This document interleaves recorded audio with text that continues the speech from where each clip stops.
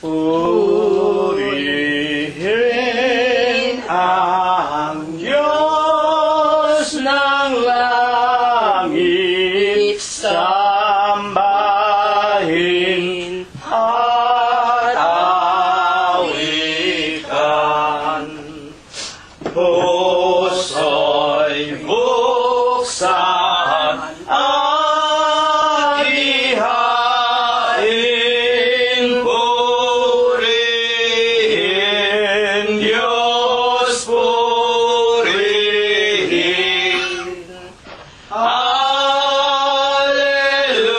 Alleluia, Alleluia, lapit sa hari natin. Purihin luwat ating biyaya't paniligtas sa ating nagugupiling sasalay hanguin. Alleluia, Alleluia, Gloria Patri Dei. Ang Diyos ay naghihintay, siya ay nauuhaw. Dulugin, dulugin natin, sambahin, dumadangin. Alleluia, Alleluia, Diyos na maawain.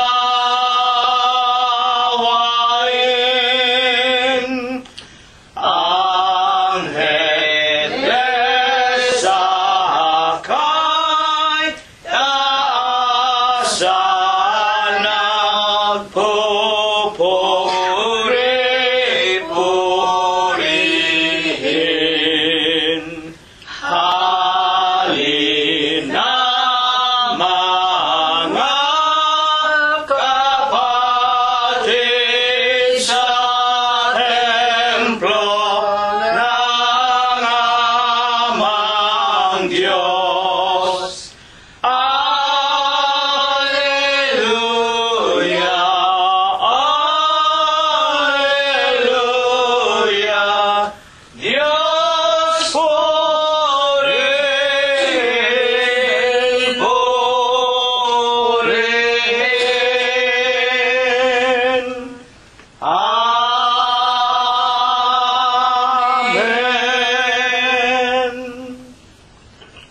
Sa banal, sakdal, at napaka-makapangyarihang pangalan po ng ating nag-iisa at buhay na Diyos, na walang iba kung hindi ang ating Panginoong Hesukristo, ako po ay bumabate sa inyong lahat ng kapayapaan. Purihin ang pangalan ng Panginoon. Purihin ninyo ang Panginoon. Purihin ninyo ang Panginoon mula sa mga langit. Purihin ninyo ang Diyos sa kanyang mga kaitaasan. Purihin ninyo siya, ninyong lahat niyang mga anghel. Purihin ninyo siya, buo niyang mga hukbo, mga hari sa lupa at lahat ng mga bayan, mga pangulo at lahat ng mga hukom sa lupa, mga binata at gayon din ng mga dalaga, mga matatanda at lahat ng mga bata. Purihin nila ang pangalan ng Panginoon, sapagkat ang kanyang pangalang mag-isa ay nabunyi. Ang kanyang kaluwalhatian ay nasa itaas ng lupa at ng mga langit. Purihin natin ang pangalan ng Panginoon. Magsiawit tayo sa Diyos ng mga bagong awit at ng kanyang kapurihan sa kapisanan ng mga banal, sapagkat ang Diyos ay nalulugod sa kanyang bayan, kanyang pagagandahin ang kaligtasan ng mga maaamo. Purihin natin ang pangalan ng Panginoon. Purihin natin ang Diyos sa kanyang santuaryo. Purihin natin ang Diyos sa langit ng kanyang kapangyarihan. Purihin natin ang Diyos dahil sa kanyang mga makapangyarihang gawa. Purihin natin ang Panginoon ayon sa kanyang marilab na kadakilaan, at purihin ng lahat ng mga bagay na may hininga. Purihin nila ang pangalan ng Panginoon. Kayo na po, mga iginagalang na mga kapatiran at mga kaibigan, pasisimulan na po nating awitan ang ating Panginoong Hesukristo. Una po nating aawitin ang bilang 19 sa atin pong mga himnaryo. Iingatan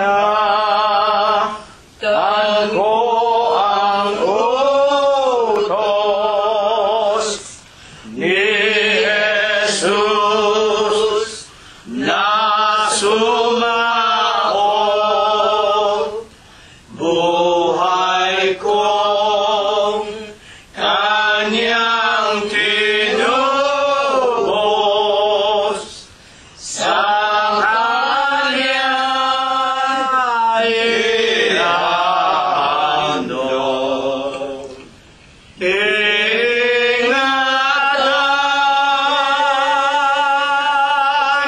ko ang utos ni Jesus na sumako, hanggang ako ay mapuspos ng biyaya pag-ibig.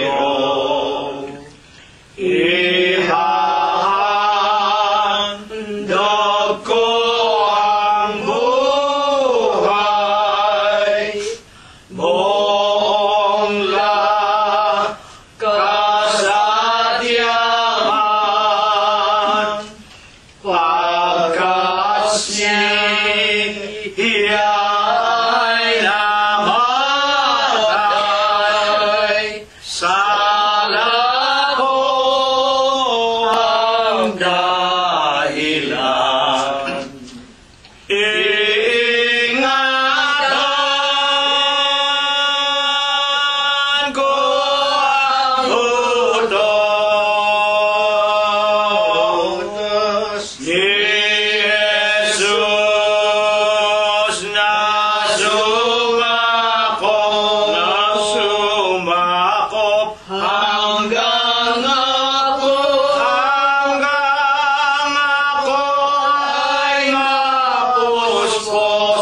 ay mapuspos ng biyaya pag-ibig. Sana ko'y kanyang pinawi,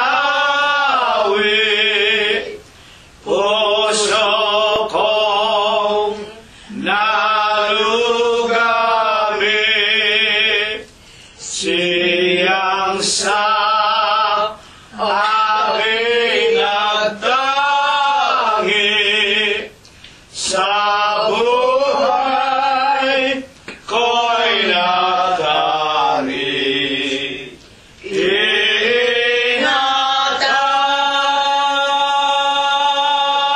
ko ang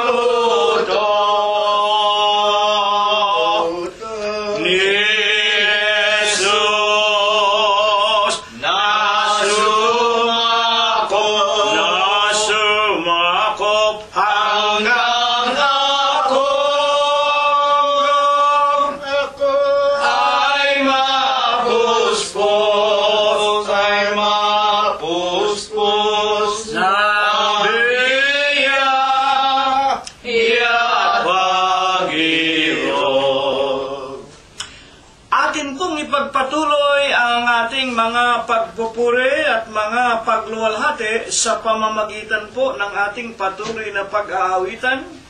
Numero 141 po ang ating susunod na aawitin. Ang pananampalataya ko'y tunay sa Iglesia ng Diyos na marangal.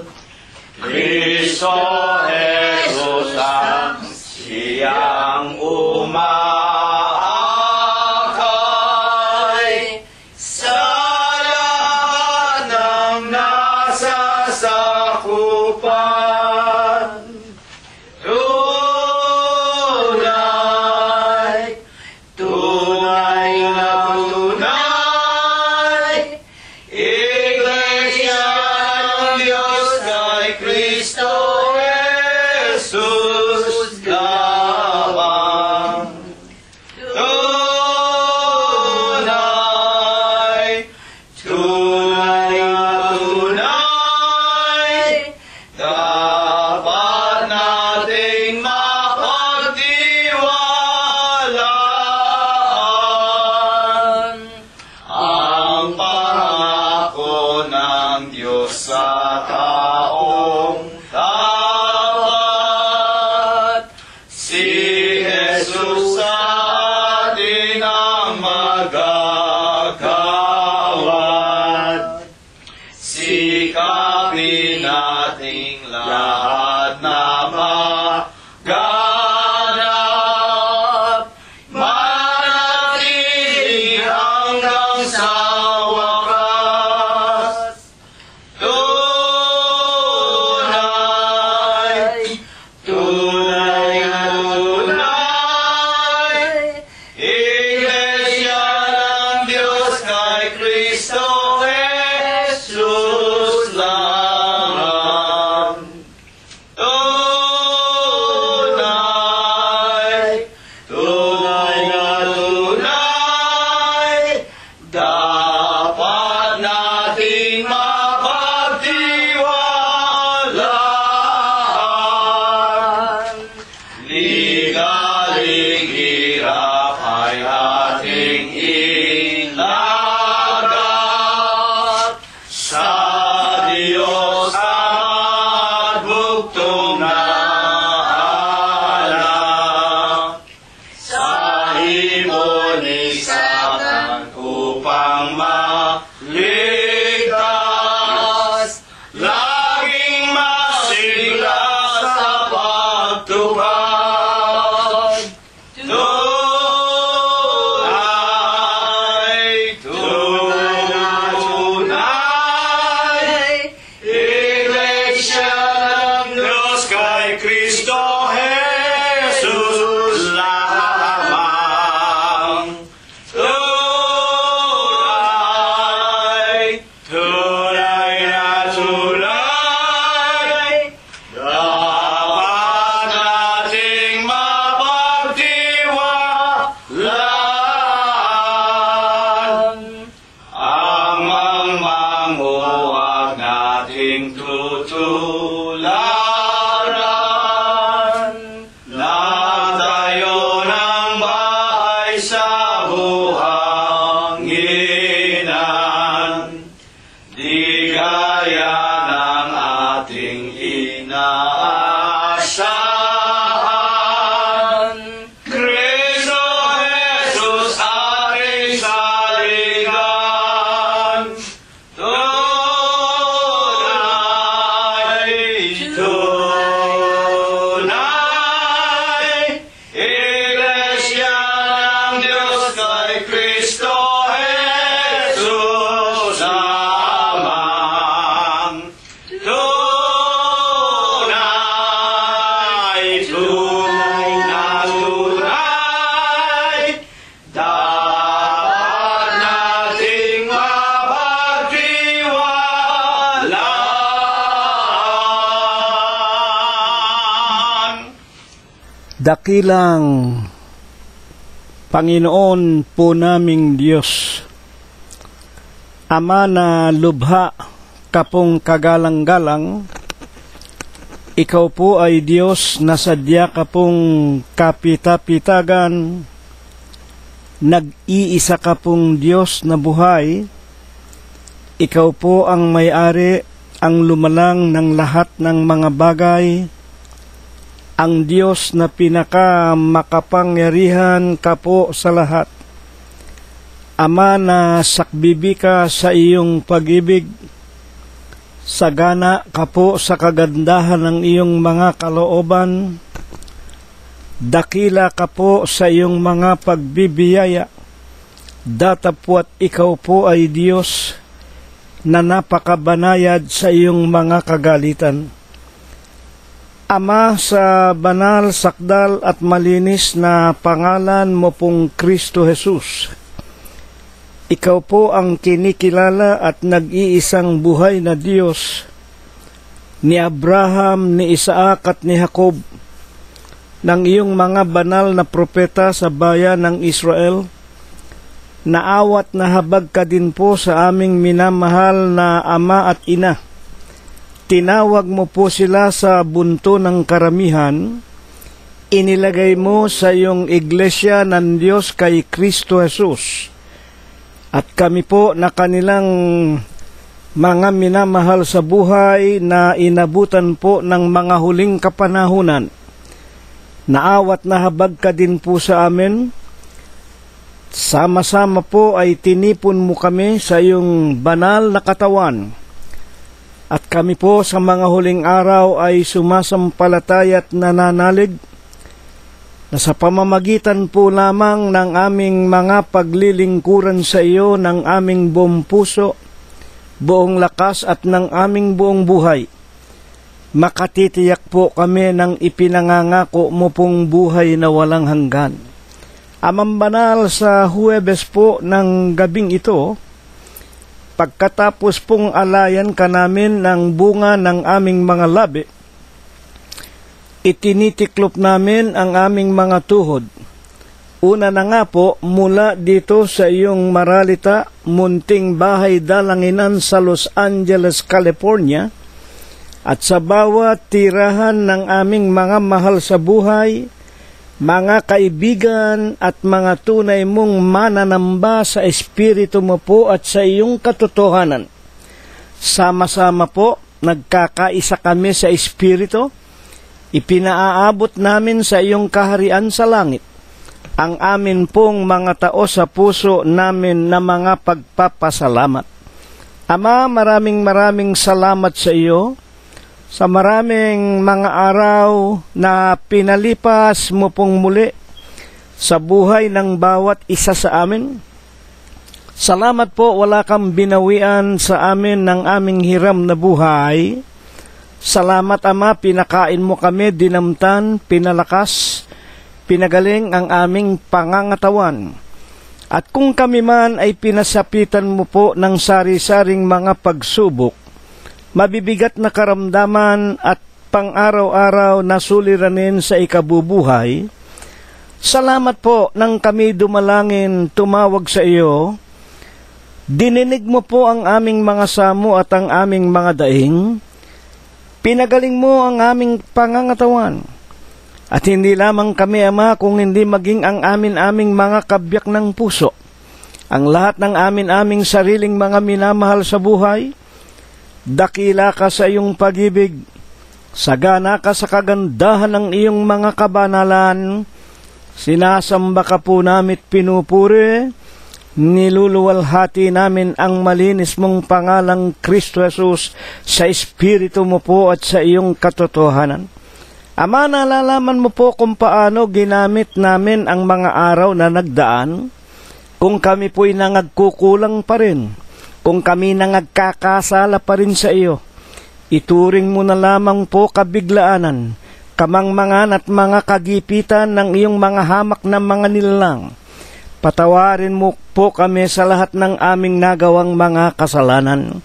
Sa Huwebes po ng gabing ito ay ipinakikiusap namin, turuan mo po sana kaming muli ng iyong mga banal na aral, Kasangkapanin mo lamang ang iyong hamak na lingkod. Banalin mo sana ang kanyang puso. Linisin mo sana ang kanyang kalooban. Ibuhos mo sana, Panginoon, sa kanya ang lalong malalalim na kahiwagaan at karunungan ng iyong kalangitan sa langit. At kung siya po ay aming mapakinggan, bigyan mo nawa ng bisa at kapangyarihan, sapat na makapagturo sa sino mang nakikinig, at ang lahat ng makarinig, pagkalooban mo nawa ng banal na pagkatakot, at ikaw po ay kanilang makilala at ikaw ay kanilang panumbalikan. Sa mga huling araw na ito, Amang Banal, marami pang mga tao ang pagkalooban mo ng pananampalataya na mayroong iisang Diyos, ang dakilang Diyos na tagapagligtas. Ikaw po ang nagkatawang tao na walang iba kung hindi ang aming Panginoong Jesucristo, na kung ang sino man kikilala at sasampalataya sa iyo, na ikaw lamang ang dapat naming pagtapatan at paglingkuran sa Espiritu at sa katotohanan, sa pamamagitan ng iyong banal na ebanghelyo, kung aming sinusundan. Sa ikalawang pagparito mo po'y bibigyan mo kami ng ipinangangako mo pong buhay na walang hanggan. Amang Banal, ang lahat po ng ito, sinasampalatayanan po namin, dinirinig mo po, at ito po ang iyong gagawin, ito po ang iyong ibabasbas, ibebendisyon sa aming lahat, sa pangalan mong Kristo Jesus, magmula ngayon, magpakailanman. Amen. At ngayon po, mga pinagpipitaganan po naming mga tagapakinig. Una na nga po sa atin munang sariling tahanan. Tawagin na po natin ang ating mga kabiyak ng puso, ang ating mga anak, mga manugang, mga apo, kasangbahay at mga kamag-anakan sa laman. At kung meron na po tayong mga panauhin, bago po natin sila pauwiin o lumabas ng ating bahay, anyayahan po natin at ibalita natin sa kanila na tayo po ay nag-aaral, makikinig ng mga salita ng ating Panginoong Hesukristo na pawang espiritu at pawang buhay. Huwag po nating ikakahiya ang ating Panginoong Hesukristo, lalo na nga po ang kanyang pangalang Diyos, Kristo Jesus, na ikinapit niya sa kanyang iglesia, na tanging iglesyang napasulat sa banal na kasulatan. Tayo po ay magsipaghanda na rin ng ating mga Biblia o ng ating mga banal na kasulatan. Atin pong kuhanin ang King James Version o ang original Tagalog na 1905 na hinalaw po ng mga Amerikano, at ito po ang siyang ibinigay sa atin nang tayo po ay sakupin nila mula sa kamay ng mga Kastila. Buksan po natin sa Bibliang Ingles muna sa 2 Corinthians chapter 4 and the verse is 18. While we look not at the things which are seen, but at the things which are not seen. For the things which are seen are temporal, but the things which are not seen are eternal. Sa Tagalog po, ganito po ang pinakasuheto atin pong pakinggan. Samantalang kami ay nagsisitingin, hindi sa mga bagay na nangakikita, kundi sa mga bagay na hindi nangakikita. Sapagkat ang mga bagay na nangakikita ay may katapusan. Datapwat, ang lahat ng mga bagay na hindi nangakikita ay walang hanggan. Dito po ay napakaliwanag at maganda ang ating paksa. Meron pong paghahalintulad ang nagsasalita, si Apostol Pablo. Hindi kami tumitingin sa mga bagay na nakikita, yung visible things, material things. Bakit? Ang mga bagay daw pong ito, merong katapusan. Sa katotohanan nga po, ang lahat naman ng mga bagay nilalang ng Diyos sa pamamagitan lamang ng kanyang mga salita. Naganap ang lahat ng kanyang sinabi, magkaroon ng araw, magkaroon ng mga bituin, magkaroon ng iba't ibang uri ng mga hayop dito sa lupa, magkaroon ng iba't ibang uri ng halamanan, magkaroon ng iba't ibang uri ng mga isda sa dagat, at maging tayong mga tao nang lalangin tayo, ang ating ama si Eva o ang ating ama na si Adam at si Eva, sila po ay nanggaling din sa materyang bagay sa lupa. At alam natin tayong mga tao, pag namatay, mauuwi tayo muli sa lupa na ating pinanggalingan.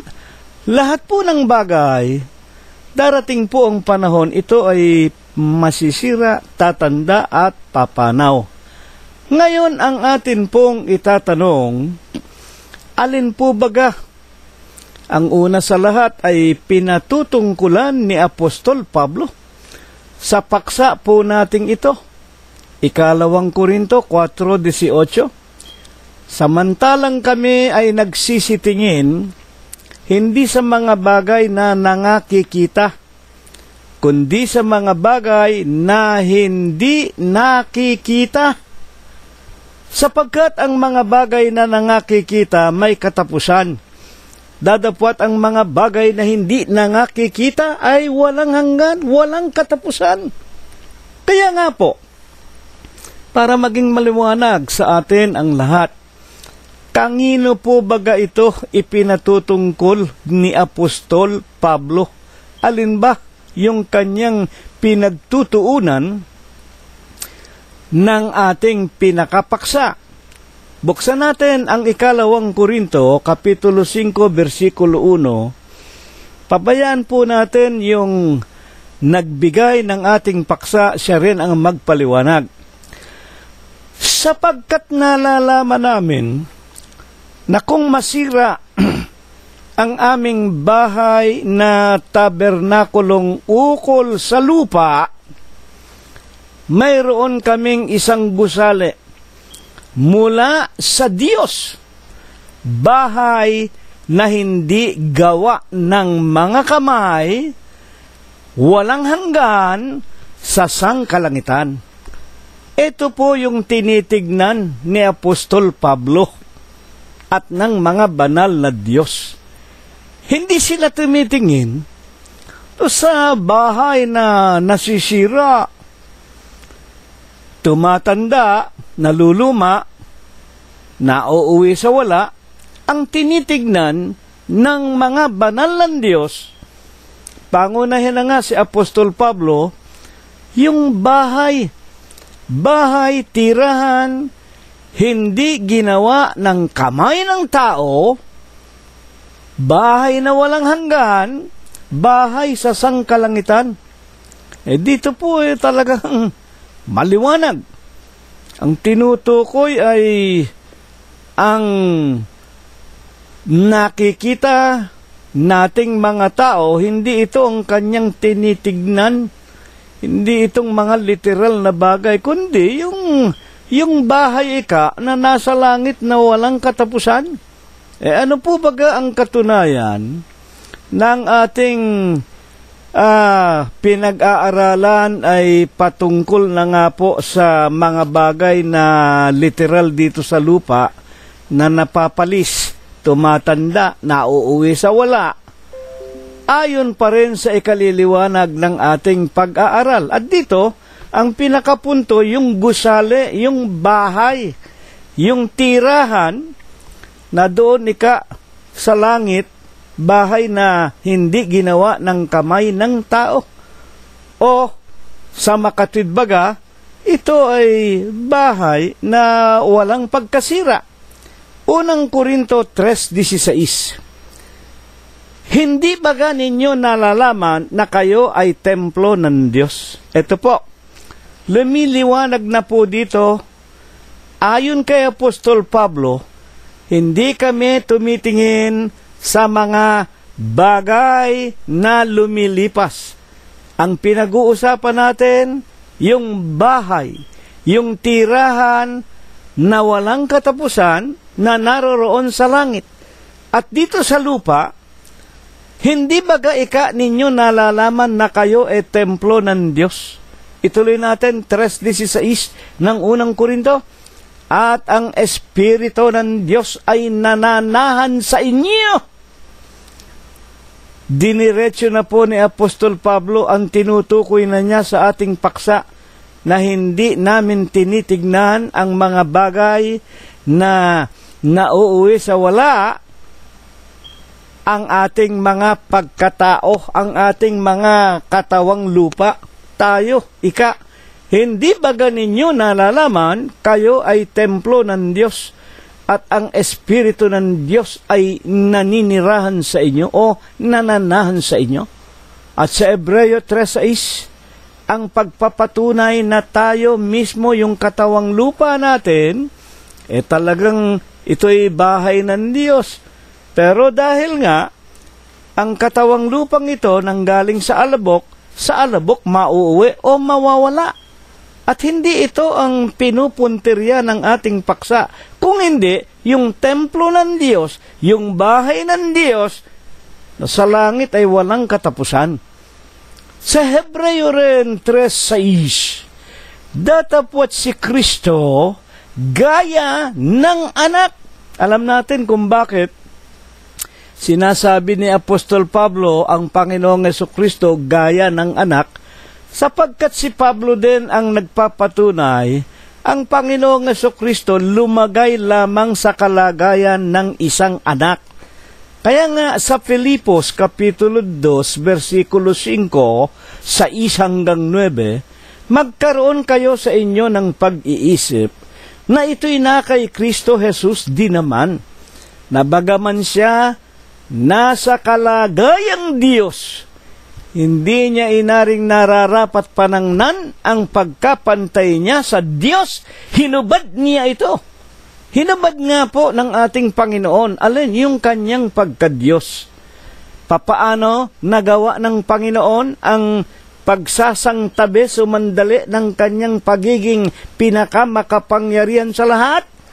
Siya nga po ay lumagay sa kalagayan ng isang katulad nating mga tao.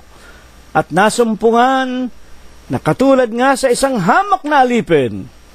Kung itutuloy nyo ang Filipos 2:5 hanggang 9, pinasan niya ang kanyang krus, naging masunurin, oo. Kaya naman siya, binigyan ng pangalang lalo sa lahat, Filipos 2:10, para sa pangalan ni Kristo Jesus, iluluhod ang lahat ng tuhod ng nasa langit, nasa lupa, at ng nasa ilalim ng lupa o ng tubig. Kaya nga, siya nga po ang Diyos ng lahat. Kung meron pang ibang mga Diyos, sa langit, sa lupa, sa ilalim ng dagat, lahat ng Diyos na yon, luluhodin sa ating Panginoong Jesucristo. Kung atin lamang liliwanagin, iisa lang ang Diyos. Sino? Itong Panginoong Jesucristo sa 3:6, gaya ng anak. Lumagay nga sa kalagayan ng isang anak, nagbigay ng halimbawa. 13:15 ng unang ng San Juan, sapagkat kayo'y iniwanan ko ng halimbawa upang ganapin din naman ninyo sa isa't isa sa inyo. Gagayahin natin ang Panginoong Jesucristo, yung halimbawa na iniwanan niya para tayo maging mga anak din ng Diyos, na ang bahay niya ay tayo. Hebreo 3:6. Ngayon, bakit po baga naman sinasabi ng ating paksa na ang bahay ng Diyos ay tayo? Basahin po natin ang patuloy na pagpapaliwanag pamandin ng lalaking si Apostol Pablo sa kanya pong unang Korinto pamandin. Hayaan ninyong ulitin ko. Unang Korinto 3:16. Hindi ba ganinyo nalalaman na kayo'y templo ng Diyos at ang Espiritu ng Diyos ay nananahan sa inyo? Sa makatwid baga, kung ang ating Panginoong Hesukristo, siya ang Diyos na nagkatawan tao, hinubad muna niya ang kanyang pagiging Diyos at lumagay nga sa kalagayan ng isang katulad natin. Ngunit, ayon sa 3:6 ng Ebreo, ang Panginoong Hesukristo ay puno sa bahay niya at ang bahay niya ay tayo. Bakit? Bakit tayong mga tao ang naging bahay ng Panginoong Hesukristo? Hayaan po natin ang banal na kasulatan ang siyang magpaliwanag. Buksan po natin ang aklat ni Propeta Isaias 66:1. Ganito ang sabi ng Panginoon, "Ang langit ay aking luklukan at ang lupa ay aking tungtungan. Anong anyong bahay ang inyong itatayo sa akin? At anong dako ang magiging aking pahingahan?" Ito po ay tanong na nagpapaliwanag. At itong talatang ito rin ang sinabi ng Panginoon Diyos kay Propeta David. Nang gabi na kanyang ipanukala na ipagtatayo niya ng bahay ang Panginoon Diyos. At nang gabing iyon, sumagot ang Diyos kay David sa pamamagitan ng mga panaginip at pangitain. Anong uri ng bahay ang ipagtatayo mo sa akin, David? Sapagkat dito nga po sa Isaiah 66:1, ang upuan ko, ang langit, tuntungan ng aking paa ang lupa.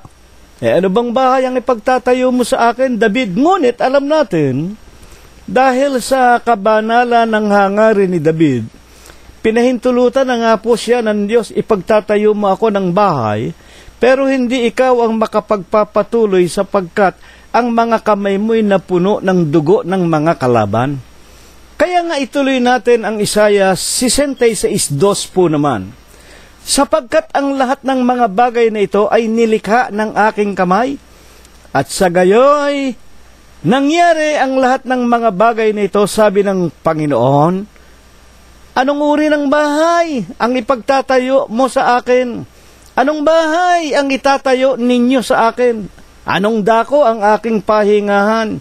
66:1. Ang lahat ng mga bagay na ito ginawa lang ng aking mga kamay. At sa 40:26 ng Isaias, kanino nga ninyo itutulad ako upang kami ay magkapares? Ang Diyos po ay walang katulad. Hindi po natin pwedeng ilarawan ng Diyos na katulad nating mga tao. Tayong mga tao, kailangan natin talaga ang bahay na tirahan. Tayong mga tao, kailangan natin ang lahat ng mga bagay para mabuhay tayo. Pero ang Diyos, hindi po katulad nating mga tao. Ano ba ang Diyos? Aklat ng mga Bilang, 23:19. Ang Diyos ay hindi tao. Ang Diyos hindi tao, mga kapatid. Ano ba tayong mga tao? Ayon nga po sa banal na kasulatan, Romanos 3:10, walang matuwid, wala kahit isa. Walang taong matuwid. Hindi natin maitutulad ang Diyos sa tao na nagsisinungaling. Aklat ng mga Bilang 23:19, ang Diyos ay Diyos. At sa aklat ni Apostol Juan, Kapitulo 4, versikulo 24, ang Diyos ay Espiritu. At ang mga tunay na mananamba, hinahanap ng Diyos, sasambahin ang Diyos na walang laman, walang buto, Espiritu, sa Espiritu at sa katotohanan. Kaya walang larawan ang Diyos.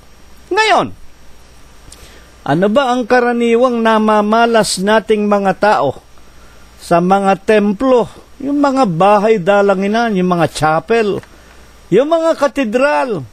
Kamukha nga nung pinakamalaking simbahan sa buong mundo ng simbahang Katoliko, yung Vatikano. Ano ba ang karaniwang nakikita ng mata nating mga tao sa mga tinatawag nila na mga bahay dalanginan daw? Hayaan ninyo ang Panginoon mismo ang magpaliwanag. Mateo 23:23. sa aba ninyo, mga eskribas at mga pariseo, mga mapagpaimbabaw. Dito po nagagalit ang Panginoong Jesucristo na tila siya nagmumura. Abay, sa aba ninyo. At sino pinatutungkulan? Yung mga eskriba at mga pariseo. Sino-sino ba ang mga ito? Ito po yung mga Hudyo. Ito po yung mga kababayan niya nung araw na ito nga po ang sumigaw sa harapan ng hukuman ni Pilato, pakawalan si Barrabas, ipako sa krus ang Kristo. O ito nga po ang hindi tumanggap sa ating Panginoong Jesucristo bilang Diyos. At dito'y nagagalit ang Panginoong Jesus. Sumisigaw na nagsasabi sa aba ninyo, mga eskriba at mga pariseo, mga mapagpaimbabaw, mga hypocrite kayo, mga hypocrite. Bakit po? Ano bang nakikita dito sa mga eskriba at mga pariseong ito? Lalo na nga doon sa kanilang kinikilala na mga bahay dalanginan daw.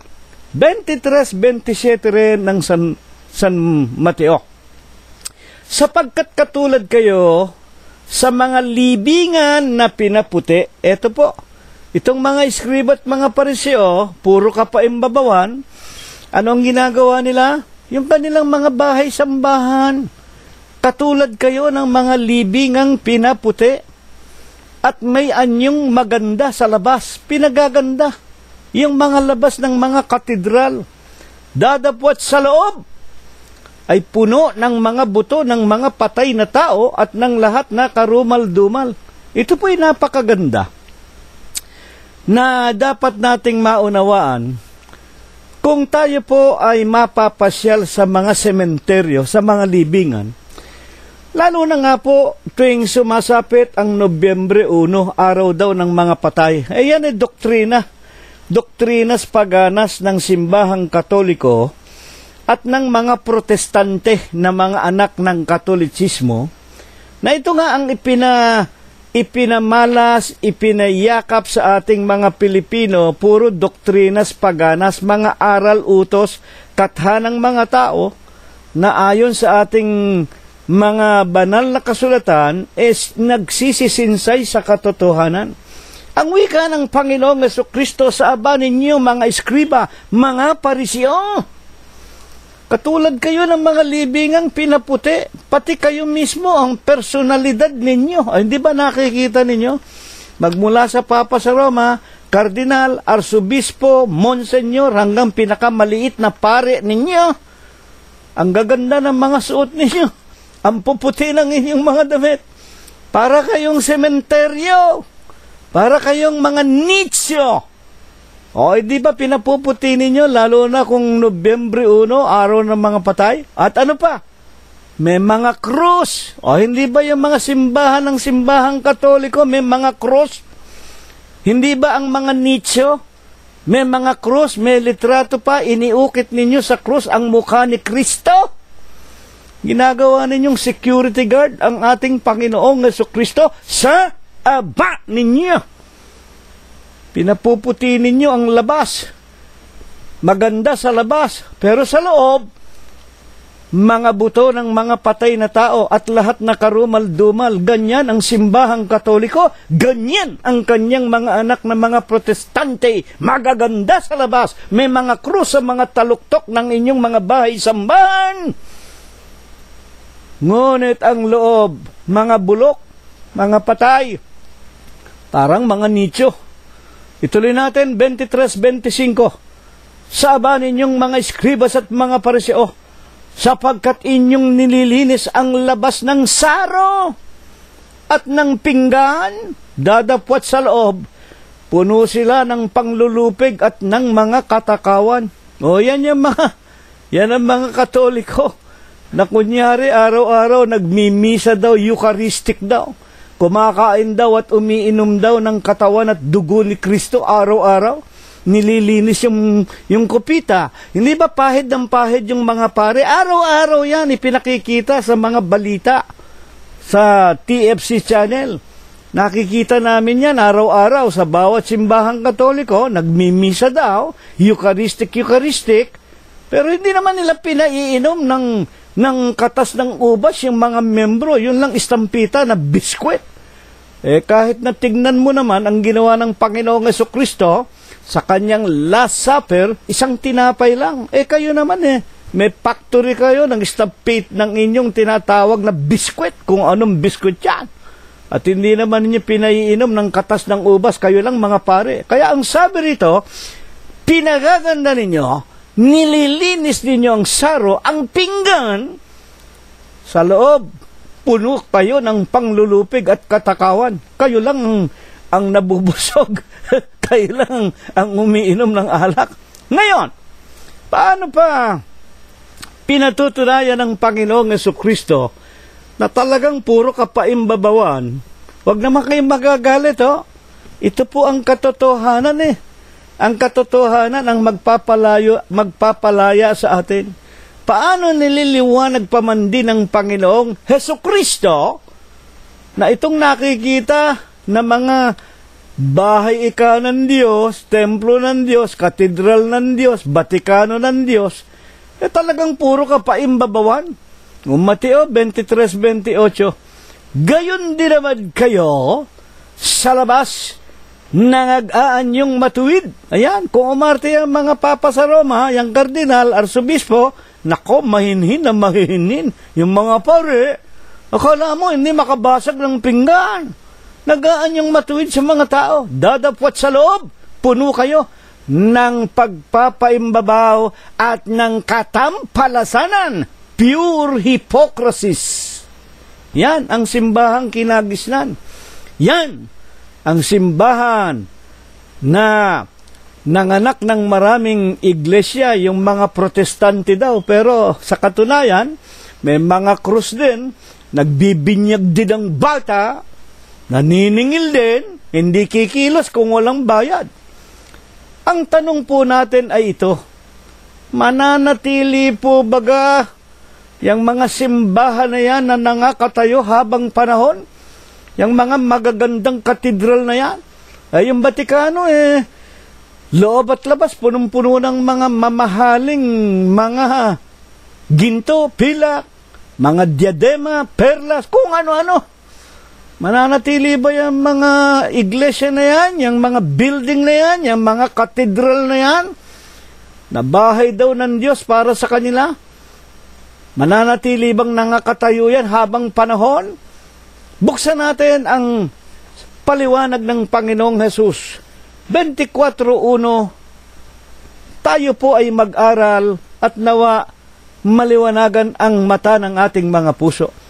At lumabas si Jesus, Mateo 24:1, at lumabas si Jesus sa templo at payaon sa kanyang lakad. Nagsilapit sa kanya ang kanyang mga alagad upang sa kanya'y ipamalas ang mga gusali ng templo. Puputulin ko po muna. Isang pagkakataong ang Panginoon ay nangaral doon sa templo ng Jerusalem, doon sa templo ni Solomon, yung pinanukala ni David na ipagpapatayo niya ng bahay ang Diyos, pero ayaw ng Diyos. Ngunit napilitan, ipinagkaloob ng Diyos dahil sa magandang kalooban ni Propeta David. Pero ang nakapagtayo nito, si Solomon na kanyang anak. Basahin ninyo ang kasaysayan ng templo ng Jerusalem sa Biblia. At minsan nga, pagkatapos na makapangaral ang mga alagad sa loob ng templo sa pangunguna ng Panginoong Hesus, paglabas nila ng templo, itinuro ng mga apostol sa Panginoon, tinan mo Panginoon ang gaganda ng mga bato sa templong ito. Mateo 24:1. Tuloy natin. Lumabas si Jesus sa templo at payaon sa kanyang lakad at nagsilapit sa kanya ang kanyang mga alagad upang sa kanya'y ipamalas ang mga gusali ng templo. Ituloy natin hanggang 3. Dadapwat si Jesus ay sumagot sa kanila at sinabi, Hindi ba ninyo nakikita ang lahat ng mga bagay na ito? Yung itinuturo ng mga apostol kay Jesus, ang gaganda ng mga bato, ang gaganda ng mga dekorasyon. Panginoon, tingnan mo. Hindi ba ninyo nakikita ang mga bagay na ito? Ano mangyayari? Mananatili bang nakatayo habang buhay, habang panahon? Maging ang templo ni Solomon, ang templo na sa panukala ni David, gagawin niyang bahay dalanginan? Katotohanang sinasabi ko sa inyo, dito walang maiiwang isang bato sa ibabaw ng ibang bato na hindi ibabagsak. Pati yung templo ni Solomon, pati yung bahay na pinanukala ni David na bahay dalanginan, pinaganda yan ni Solomon na kanyang anak. Maraming mga burloloy din dyan, ginto, pilak, mamahaling mga gamit sa paglilingkod sa Diyos. Pero, ano sabi ng Panginoon? Mananatili ba yan habang buhay na nakatayo yung mga katedral na yan? Sinasabi ko sa inyo, walang bato sa ibabaw ng kapwa bato na hindi ibabagsak. At sa katunayan nga po, ngayon 2017 na eh. Ano na lang ang natitira doon sa Jerusalem? Yung mga templo ni Solomon, nakatayo pa, Wailing Wall, kapirasong tabiki na lamang. Yan po nakikita natin. Ginawang pilgrimage ng mga Hudyo, pati yung Papa sa Roma, sa Kapaimbabawan, pumunta ron, kunyari, nananalangin at umiiyak, humahalik sa bato. Yung mga tao na yan, puro kayo Kapaimbabawan. At karamihan na mga Hudyong nagpupunta ron, mga anak-anak na yan ng mga parisiot, mga wika nga, eskribas noong araw pa ng murahe ng Panginoong Jesucristo. Mateo 23:23. Sa aba ninyo, mga eskribas at mga pariseo, hanggang ngayon sa huling araw na ito, nagpupuntahan sila riyan sa kapirasong natitirang dingding ng templo ni Solomon. Yan po ang nangyari sapagkat sinabi ng Panginoon, walang bato sa ibabaw ng kapwa bato na hindi ibabagsak. Lahat po ng mga building na yan, ibabagsak yan, pati yung Vatikano. At sa mga huling araw na ito, makikita ng ating mga mata kung paanong natutupad ang sinalita ng Panginoong Jesucristo at kung mangyari na ang mga kagibaang yan, ano na lamang ang ibig ipakilala nito. Mateo 24:3. Tingnan natin. At samantalang siya'y nakaupo sa bundok ng mga olibo, nagsilapit sa kanya ng bukod ang mga alagad na nagsisipagsabi, sabihin mo sa amin, kailan mangyayari ang mga bagay na ito? Kailan? Ang ibig lang sabihin, mangyayari ang pagkagiba ng matataas na mga gusali. At anong ibig sabihin nito? Ano ang magiging tanda ng iyong pagparito? Ang katapusan ng sanglibutan? Yan. O, di ba nakikita na nga natin? O, hindi ba pagka merong malalakas na lindol, nagigiba? Yang tinatawag na mga templo na yan, kasama yang matataas na mga katedral na yan, hindi ko na kailangang isa-isahin pa sa inyo sa buong sanglibutan hanggang ngayon. 2017, winawasak na ng Diyos yung mga bahay dalanginan na mga literal na mga templo na ginawa ng kamay ng tao. Akala nila tumitira ang Diyos sa mga materyang bagay. Napakaliwanag po ng ating paksa. Ang Diyos hindi tumitira sa mga bahay o mga templo na ginawa ng kamay ng tao. Ako'y Diyos, hindi ako tao, hindi ninyo ako pwedeng itulad sa isang tao. Ang Diyos tumitira saan? Sa ating mga tao, sa atin, tayo, itong katawang lupang ito ay bahay ng Diyos. Hebreo 3:6, hindi baga ninyo nalalaman? Si Kristo, gaya ng anak, puno sa bahay niya. Ang bahay niya, tayo. kung ating matamang sinusundan o sinusunod ang kanyang mga utos, ang kanyang mga palatuntunan. Napakaganda po ng ating mga pag-aaral. At bilang huling katanungan po natin, sa kabilang dako po naman, kung ang ating mga katawang lupang ito, ang tunay na templo o bahay ng Diyos, papaano po kung tayo'y tumanda na? Kamukha ng inyong amak na alipin, 74 anyos na. Yung aking kasama sa paglilingkod sa atin, si kapatid na Prospero, 80 mahigit na taon na. Tumatanda na po kami. Kami po ay marami ng karamdaman. Paano kapatid na Cirilo? Tayo nga ay tumatanda. Paano kung tayo ay mamatay? O halimbawa tayo ma-hold up, huwag namang mangyari. Ma-kidnap, patayin tayo ng mga kriminal. Hayaan natin ang Biblia ang magpaliwanag. Unahin natin, kung merong masasamang tao sa lupa na nagnanasang patayin tayo, lalo na nga sa kanilang pag-uusig sa atin, sapagkat maraming galit sa atin sa pangangaral ng katotohanan kung ipapatay tayo. Ano ang sinasabi ng Biblia na gagawin sa kanila ng Diyos? Unang Korinto 3:16, ayon kay Apostol Pablo, hindi baga ninyo nalalaman na kayo'y templo ng Diyos? Ayan. Hindi ba niyo nalalaman? Kayo ang, alam po ninyo, ito hindi para sa lahat ng tao. Hindi ito para sa lahat ng membro ng mga iglesia.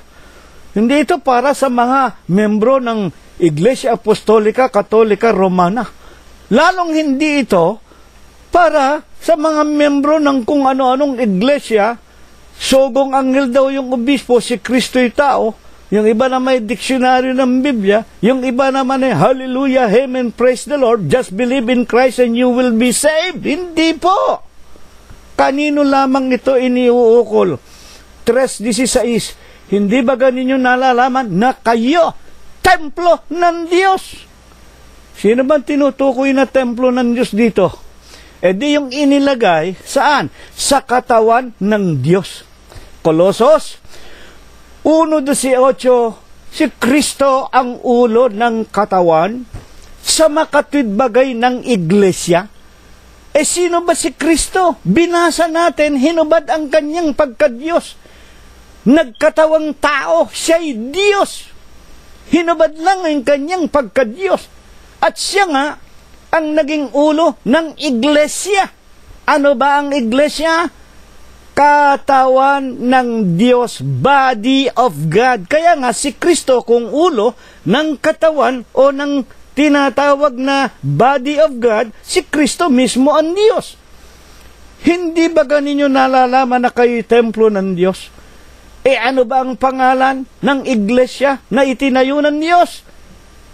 Ayon sa ipinakikilala ng mga banal na kasulatan, anyo 32, itinayo ng Panginoong Jesucristo, Mateo 16:18, ang kanyang iglesia sa ibabaw ng malaking bato sa siyudad ng Jerusalem ng Hudiya. Kaya nang ito'y maparehistro sa Biblia, unang Tesalonica 2:14, na ito'y tinutularan na lamang natin, nagsisitulad kayo sa iglesia ng Diyos na nasa Hudiya, sa Jerusalem ng Hudiya, kay Kristo Jesus. Sa mga tuwid, ito'y para lang sa mga bahagi, kaanib, miyembro ng katawan ng Diyos. Kayo na mga iglesia ng Diyos, kay Kristo Jesus, templo ng Diyos. At ang Espiritu ng Diyos ay nananahanan sa inyo ngayon. Kung merong kikidnap sa amin, merong papatay sa amin, merong gagawan kami ng masama, o tayong mga magkakapatid, maski pinakamaliit na miyembro ng iglesia, ano ang ipinapangako ng Diyos na gagawin ng Diyos sa mga papatay sa atin? 3:17, kung gibayin ng sino man ang templo ng Diyos, ayan, yung katawan natin, kung gigibain ng sino man ang katawang lupang ito, siya yung kriminal, igigiba ng Diyos. Bakit? Sapagkat ang templo ng Diyos ay banal. Ang templong ito ay kayo. Kaya hindi po pwedeng maging banal yung mga membro ng simbahang kinagisnan. Paano kayo ipagtatanggol ng Diyos? Ang Diyos ninyo, si Satanas mismo na nagkatawan tao, nagpatawag na Vicarious Filii Dei, kahalili daw ng Diyos. Hindi ba si Satanas yan? At ang kanyang mga ministro, yung mga anak niya, yung mga protestante na lumabas sa simbahang Katoliko, nagpapakunuring mga ministro ng katotohanan, mga kapatid at mga magulang. Hindi kayo ipagtatanggol ng Diyos, pero ang iglesia ng Diyos, kami, tayo, na naglilingkod sa Kanya, nangangaral sa inyo sa araw at oras na ito, hindi ba ganinyo nalalaman? Kayo ang templo ng Diyos. Ang templo ng Diyos ay banal. Mga kapatid, kung gigibain kayo ng sinuman, igigiba sila ng Diyos. Amen. Kaya nga, pagkatapos nito na tayo pala'y bahalaga sa Diyos, tayo pala ipaghihiganti ng Diyos. Ano nga ang gagawin ng Diyos sa atin na mga tunay o bahay na templo ng Diyos? Kung tayo naman mabuhay ng maluwalhati, magsitanda tayo bago tayo mamatay. 2 Korinto 4:16, anong gagawin sa atin? Kaya nga, hindi kami nanghihimagod, bagamat ang aming pagkataong labas ay pahina ng pahina, ngunit ang aming pagkataong loob ay nababago sa araw-araw. Napakagandang talata po nito, mga kapatid. Nalalaman namin kami tumatanda. Nalalaman namin kami nanghihina. Nalalaman namin kami napupuspos ng maraming tinatawag na mga mabibigat na karamdaman. Ngunit ayon kay Apostol Pablo, lumalakas kami, lalo kaming tumitibay, nagbabago sa araw-araw ng aming mga hiram na buhay. At sa 4:17, bakit? Sapagkat ang aming magaang na mga kapighatian para sa mga tunay na anak ng Diyos, ano man ang karamdamang ibigay sa amin ng Diyos, bigyan man kami ng ketong, bigyan man kami ng tinatawag na mga karamdamang walang kagalingan, magaang ito sa amin. Sa 4:13 ng Pilipos, lahat ng bagay aming nagagawa dahil kay Jesus na nagpapalakas sa amin, kaya magaang sa amin ang sari-saring kapighatian, sapagkat ang aming magaang na kapighatian na sa isang sandali lamang siyang gumagawa sa amin ng lalo't lalong bigat ng kalwalhatiang walang hanggan. Ang tunay na anak ng Diyos, habang napipighati, lalong tumitibay ang kanyang pananampalataya sa Panginoon Diyos. At sa 4:18, samantalang kami nagsisitingin, hindi sa mga bagay na nangakikita, kundi sa mga bagay na hindi nangakikita. Bakit? Sapagkat ang mga bagay na nakikita ay may katapusan. Ito nga ang ating paksa. Dadapot ang mga bagay na hindi nangakikita ay walang hanggan. 5:1. Ano ang ipinangangako sa atin? Sapagkat nalalaman namin na kung masira, kung magkasakit, kung mapatay ang aming buhay o ang aming bahay, itong katawang lupa na tabernakulong ukol sa lupa, habang nabubuhay tayong mga anak ng Diyos, tayo ang bahay ng Diyos. Kung sinusunod natin ang kanyang mga utos. Ngunit, kung ito'y masira, patayin tayo ng kalaban, magkasakit, tumanda, mayroong kaming isang gusali na mula sa Diyos, bahay na hindi gawa ng mga kamay, walang hanggan sa sangkalangitan. Mga magulang at mga kapatid, isang bahay sa Espiritu, isang bahay na walang kamatayan, isang bahay na walang pagkasira. Ito nga po ang tinatawag na bahay ng Diyos sa langit, ang buhay na walang hanggan. Napakagaganda ng ating mga aral. Napakagaganda ng ating mga napapakinggan. Mga kapatid, ito po ang siyang itinuro sa atin ng Diyos sa Huwebes po ng gabing ito.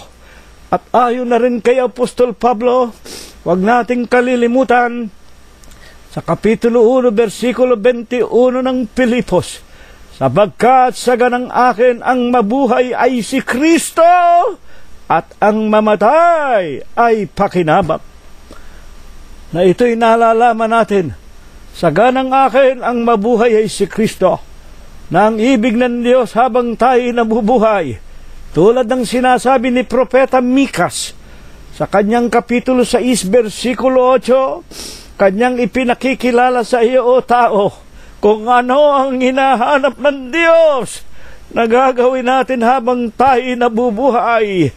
Hanapin natin ang kapayapaan. Hanapin natin ang buhay. Lumakad tayo kasama ng ating Diyos.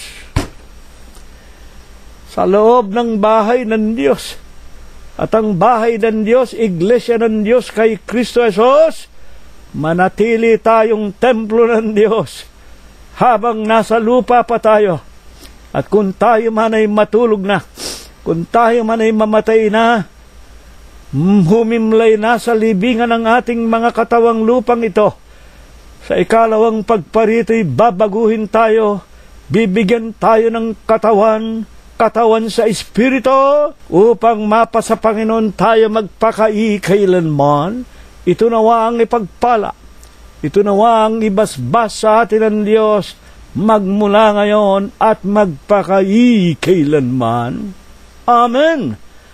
At ngayon, bago tayo maghiwa-hiwalay, mga kapatid, mga kaibigan at mga magulang, tanggapin po natin ang walang hanggang pag-ibig, walang hanggang pagbibiyaya, ang pakikipisan, ang kaaliwan, pamamatnubay at ang kagalingan, ang hindi maulatang banal na biyaya, basbas at bendisyon, pagliligtas at pagpapagaling ng kanyang banal na Espiritu. Ito nawa ang muli niyang ipagkaloob sa ating lahat, sa ating mga minamahal sa buhay, sa ating mga kabiyak, mga anak, mga manugang, mga apo, kasangbahay at mga kamag-anakan sa laman, sa lahat ng ating mga kaibigan, sa loob at labas ng ating mga dampang tahanan, sa paglalakbay sa araw-araw sa paghanap ng ating ikabubuhay, at sa buong kalaganapan ng Iglesia ng Diyos kay Kristo Jesus,